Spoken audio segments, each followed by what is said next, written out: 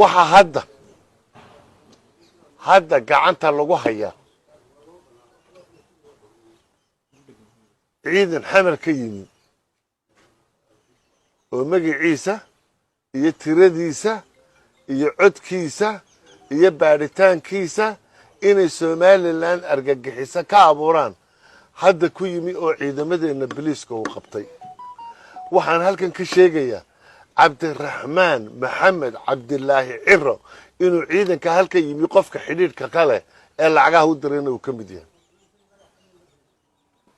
markan golaha inta leey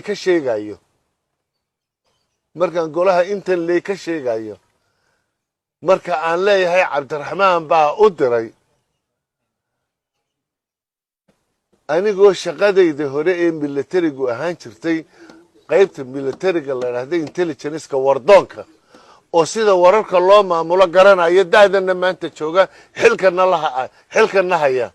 anaan qof jirana ahaanaynin dambiga ka soo baxana aniga qaadaya arrintaasna fagaare shicibka Somaliland loo soo bandhigayo dadkaana loo soo bandhigayo ina laaleeyo inta ku shaqale ee kiisaska sameysana aan laga qarinaynin ayaa lagu baaraya waxaanu muddo ka warwareegin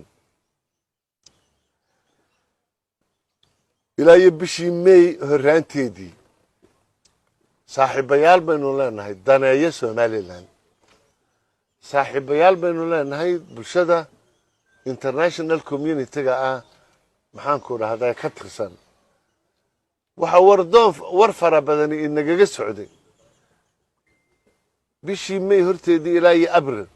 Somaliland diyaar garooba isjira bisha May qarxisyo ayaa idinku soo socda